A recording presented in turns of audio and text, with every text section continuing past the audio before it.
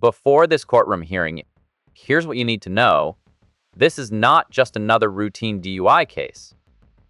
A. Our Sir-Loop-year-old defendant walks into court expecting to plead guilty to a reduced charge, but what starts as a straightforward plea quickly turns into a lesson about honesty, accountability, and credibility.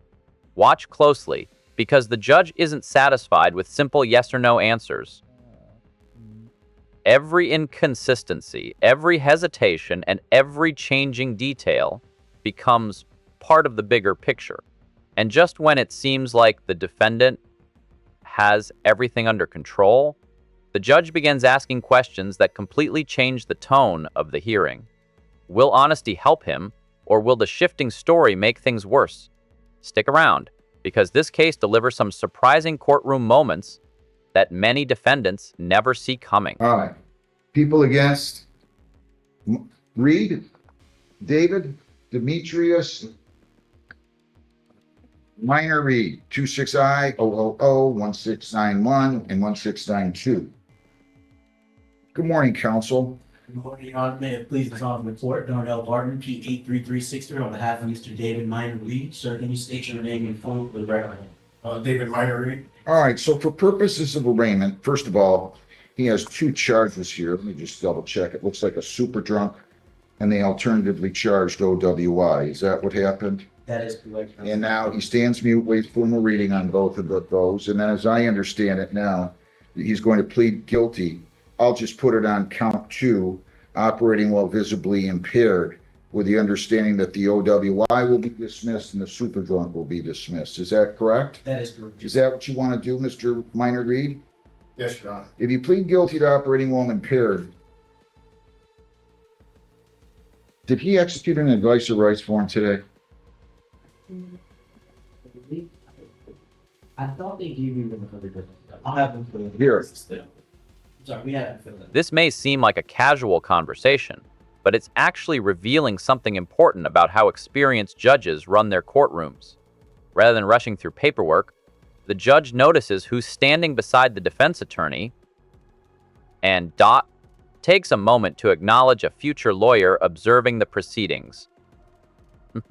Moments like this remind us that court isn't just about punishment. It's also a place where future attorneys learn professionalism, courtroom etiquette, and how real cases unfold. At the same time, notice how the judge keeps the hearing relaxed without losing control. That balance often encourages defendants to speak more openly, which can become incredibly important later in the case. He is my boss. So if I may, this is Garrett Washington. He's I'm with the Young Lawyers section of the State Bar, and we're doing a program called Journey to Attorney. So we're helping young folks. Nice. I want to get to. Are you a lawyer now? Not yet. He just. You took the bar? Not yet. He just graduated Oakland University. So. Oh, so you got to go to law He's school. going to the bar. Yep. We have a high school graduate. That's fantastic. 2 that are taking the bar in July. That's fantastic. We're hanging in there. Mr. Minor Reed, just relax. I just am having a conversation here. I hope you didn't take you out to the, what's this restitution, Grosio, $670? Yeah, that was. What's that for? My understanding was negotiated by the cost that was associated with getting Mr. Minor, but again, I would. Call him Mr. Wayne. Sir, if you plead guilty to operating while impaired, the possible penalties are as follows. Up to $300 fines, 93 days jail, 360 hours community service, court costs are all 4 points, license suspension, revocation in accordance with your record, your vehicle could be, or might have to be immobilized depending upon your record. You understand that? Yes, Your Honor. Did you sign an advice of rights? Yes, Your Honor. Did you read it and understand it? Yes, Your Honor. If you plead guilty, you'll be giving up all those rights, and we are not going to have a trial of any kind. Do you understand that? Yes, Your Honor. Any questions before I ask how you proceed? No, Your Honor. To the charge of operating while impaired, how do you plead? Yes, Your Honor. Were you operating a motor vehicle in the township of Grosse Ile on January 10th of 2026? Yes, Your Honor. And prior to that, did you drink alcohol? And if so, what did you drink and how much? I believe I had 2 or 3 Jack and Cokes. What else? That was it. And then maybe no more than 5. No more than 5 Jack and Cokes. Okay, you said 2 to 3, and then you said no more than 5. Yes. So was it 5 or was it 2? 2 or 3. was 5, wasn't it? Here's where this hearing suddenly becomes much more significant than a simple guilty plea. The judge isn't trying to trap the defendant, he's testing credibility. In court, consistency matters just as much as the facts themselves. When someone says 2 or 3 drinks, then immediately changes it to less than 5, that raises questions about whether they're minimizing what actually happened. Experienced judges hear DUI cases every week, and they often compare a person's story against the evidence already in the file. What do you think? Is this just nervousness, or is the defendant intentionally downplaying his drinking? That distinction could influence how the judge views everything that follows. What the judge is asking, I think he's saying 5. What the judge is asking is how many drinks you have. If you're not sure, you're saying it was less than 5, or are you saying it was only 2 to 3? The judge wants to know. So I And think, you want to be honest with the yes, I judge. want to be. Some people walk in here a lot to tell you the truth and they're not honest. Yeah, And we can read through them. yeah. So just tell me how many drinks you had. I had 2. You had 2 Jack and Cokes. Yes, Was this at a bar? yes. So you're saying you only had 2 shots of alcohol? But you were drinking more. The judge is asking, and I know you're nervous. Don't be nervous. Very true. Judge is saying not just those drinks. What did you have that entire time? So you had a Jack and Coke, you had some beer, or you had a White Claw, whatever it is, let me know so that we can, one, be on the same page, share and get the I've had 3 Jack and Cokes and I had 3 White Claws. Okay. That It makes, wasn't so hard, was it? for that BAC, that 2. The conversation has now shifted from how much the defendant drank to why law enforcement made contact in the first place, and that's a critical legal distinction. In impaired driving cases, the court wants to establish a clear sequence of events, from the driving behavior, to the officer's observations, to the field investigation, and finally, the chemical evidence.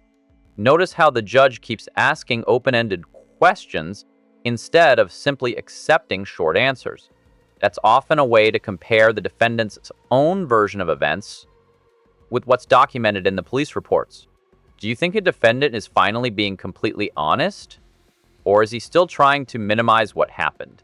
Let us know what you'd be thinking if you were sitting on that bench. What do you think you did wrong? Forget what they think. I want to know what you think you did wrong. First of all, I'm getting behind the wheel. I know, but why were you pulled over? You were speeding, weaving, swerving? What He was happened? on the side. He actually pulled over for safety on the side of the road. He was the officers came up as he was already inside. Where were you on the side of the road? What street? I can't remember, Your Honor. I was following my GPS on my way home. All right, so you pulled over on the side of the road and the officers approached your vehicle? Yeah. And did you feel intoxicated at that time? No, Your Honor. You didn't? This is a super drunk charge now. Be careful with it. Okay, come on, just tell me the truth. Yes, Your Honor. No, I don't want you to lie to me either. I don't want you to guess. This isn't Jeopardy. Stop, listen to me. Just answer my questions truthfully, okay? Your appearance. Good morning, Your Honor. Matthew Wayne on behalf of the Township of Rosehill. Good morning to you, Mr. Lean. Thank you. So after you had 3 White Claws and 3 Jack and Cokes, you're driving in Groseal Township, right? Yes, Your What bar were you at? Honor. I can't remember, Your Was it on Groseal? Honor. I believe so. You don't know? Oh, I was just following my GPS, Your Honor. Were you drinking by yourself or with someone? I was by myself. I was leaving Captain James. In Wyandotte? No, Captain James is in Gibraltar. And you ended up on Groseal? Just Okay, it's on GPS. okay, and it took you on to Groseal, right? I believe so. And- Oh, I'm sorry. Yes, Your Honor. And you pulled over because you were kind of feeling at that point that you were lost. Is that true or false? That's true, Your Honor. And then police approached your vehicle, right? Yes, Your Honor. And they had put you through field sobriety tests, is that right? Yes, Your Honor. And then did they administer a PBT on the road to you, a machine, portable machine? If I may, Your Honor, they did initially and then didn't register, and then I believe he refused the second time after they tried to. So then they did a blood draw, and that's how. Is that right? Correct, Your Honor. And counsel, what were the results of the blood draw? I believe it was 0.2. I don't have the exact number, Your Honor, but we would stipulate to what the Section. 3.26, Your Honor, I believe. I'm sorry? I believe it's 0.26. That's correct. All right. So Steve. Now we arrive at one of the strongest pieces of evidence in almost any DUI prosecution, the chemical test. Unlike witness testimony, blood alcohol results provide objective scientific evidence that courts often rely on heavily. Here, the attorneys stipulate to the accuracy of the blood test, meaning they are not challenging its validity. That doesn't automatically decide every issue in the case, but it does remove one of the biggest areas of dispute. At this point, the judge's attention naturally shifts toward whether the defendant has been truthful throughout the hearing. In your opinion, when the evidence is this strong, is complete honesty the best strategy, or would you handle things differently? Counsel, one thing I'm going to ask that they do. So and I'm not criticizing, I'm going to come back to you here in a second. Not you. On these complaints, I need more information. There's no indication what road he was on. You've got BAC of 0.17 or higher. There's no indication what street he was on. There's no indication of what it's just a form. And it really needs to be filled in, these blanks. These officers need to fill these in. They don't have what road he was on. They don't have what his blood or blood or intoxilizer results were. I don't look at police reports. It's inappropriate. Are you on probation or parole right now? No, Your Honor. Anybody forced you to plead guilty? No, Your Honor. Now, how much did you really? Okay. You didn't have just three Jack and Cokes and 3 White Claws and get the 2.6. How much did you really drink? I've had 5 Jack Cokes, a couple of shots, and a couple of White Claws. 3 White Claws. What kind of shots? I believe they were, honestly, Jameson. Okay. Why don't you tell me about that before? You're not going to be one of these guys lying to me, are you? No. Because a lot of them do. Like, I get the feeling it's either the way I look, talk, or act that most people don't think I'm very intelligent. And I just ask people to be honest with me. You weren't very honest with me. And I don't appreciate that, okay? You made a big mistake. That's really high breathalyzer. You're over 3 times the legal limit. I'm going to accept you're not on probation or parole, you said, correct? Okay. Nobody's forced you to plead guilty? No, I'll accept your plea to operating while impaired, dismiss the super drunk, dismiss the OWI. Here's where this hearing suddenly becomes much more significant than a simple guilty plea. The judge isn't trying to trap the defendant, he's testing credibility. In court, consistency matters just as much as the facts themselves. When someone says 2 or 3 drinks, then immediately changes it to less than 5, that raises questions about whether they're minimizing what actually happened. Experienced judges hear DUI cases every week, and they often compare a person's story against the evidence already in the file. What do you think? Is this just nervousness, or is the defendant intentionally downplaying his drinking? That distinction could influence how the judge views everything that follows. I'm putting the plea on file 692. I'm ordering a screening and assessment. I'm going to set a bond. The only issue I have here is, how are you guys coming up with $670 in false code? Yeah, of course not.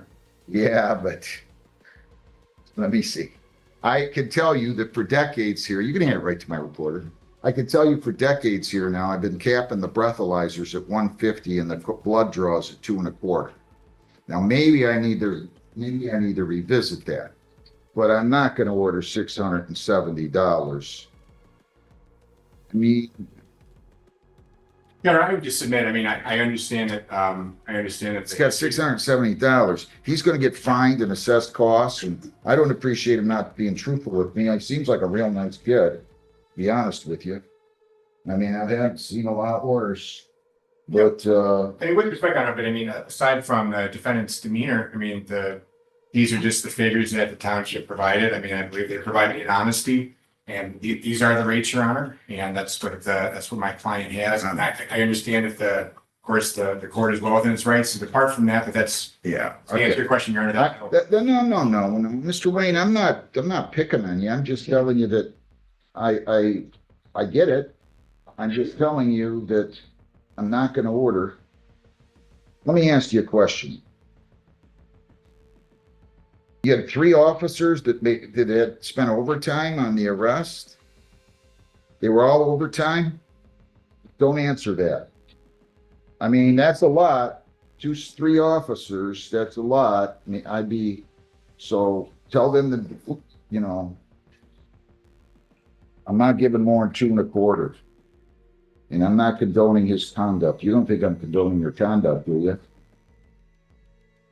I'm quite sure that we should order a sober link on this. In Your Honor. What do you have to say? I'm gonna address bond now. What do you have to say? Oh, Your Honor, thank you. I was just gonna say, if you'll allow me to allow him to make a statement to you, Your Honor, whenever we're done with this, I think he wants to address what you just mentioned about not telling the truth, because he is a good guy. What do you want to say to him? I just want to say I'm sorry, Your Honor. It was really nervous here at the moment. I'm just thinking about my future with my children. Yeah, Future of your children. future with my children. That's what. Okay, but were you thinking about the future of your children when you were driving around over 3 times the legal limit? That's a good question. No. What does he do for a living? I'm just curious. This is one of the most emotional moments in the hearing. The defendant apologizes and says he was thinking about the future of his children, but the judge immediately brings the focus back to accountability. His point is straightforward. Concern for your family carries the most weight before making the decision to drive after drinking, not after being arrested. It's a tough exchange, but it's also a reminder of the court's role in protecting public safety. Notice that the judge doesn't dismiss the apology. Instead, he challenges the defendant to connect his words with his actions. What do you think?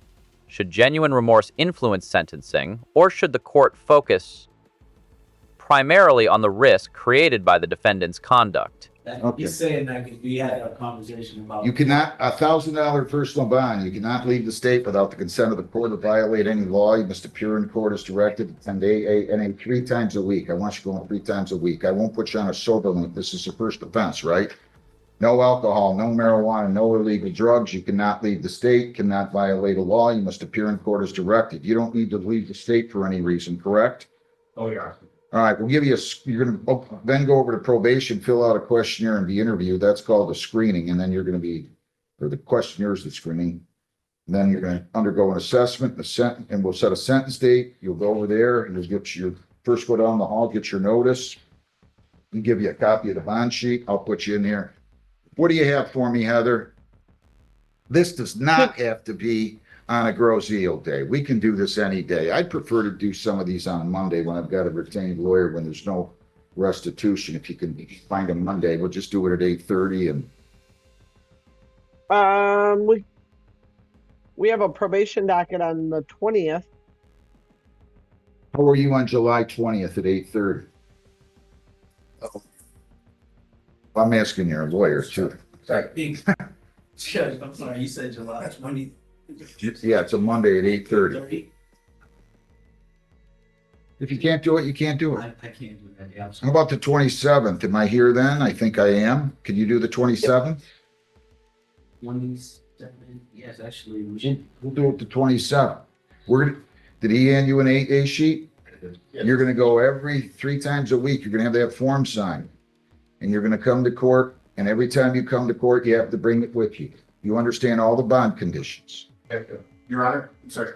For your procedures, I was not, because I had to exit the courtroom and return some documents. I wasn't present for the entirety, but I believe is the factual basis of the plea. Regarding the reason what brought the defendant to the Grosseto Police Department's attention, he was off the road. A portion of his vehicle was jutting onto the highway. I think that's important because that establishes the requisite probable cause for the Grosseto Police Department to investigate. Is that true, sir? 100%. Is that true? Yes, Your Honor. Don't lie to me again, okay? All right. Good luck. We'll see you back here. Nice. Thank I you. think it's great what you're doing for this young man back here. Thank you, Your Honor. How long have you been a lawyer now? 2019. As this hearing comes to a close, several important lessons stand out. The defendant ultimately entered a guilty plea to the reduced charge of operating while visibly impaired, while the more serious counts were dismissed as part of the plea agreement. Here, throughout the hearing, however, the judge made it clear that honesty matters just as much as the legal paperwork. When the defendant's statements about his drinking didn't line up with the evidence, the judge challenged those inconsistencies directly. At the same time, the court also demonstrated fairness by questioning whether the requested costs were reasonable instead of approving them without scrutiny.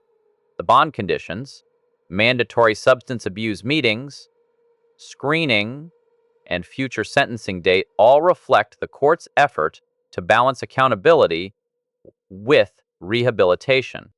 This case is a great example of how credibility, judicial discretion, and personal responsibility can shape the outcome of a DUI proceeding. And Persing, now we want to hear from you. Do you think the judge struck the right balance between compassion and accountability? Or would you have handled the case differently? If you found this courtroom breakdown informative, make sure to hit that like button, share your thoughts in the comments, and don't forget to subscribe for more jaw-dropping courtroom breakdowns and legal analysis.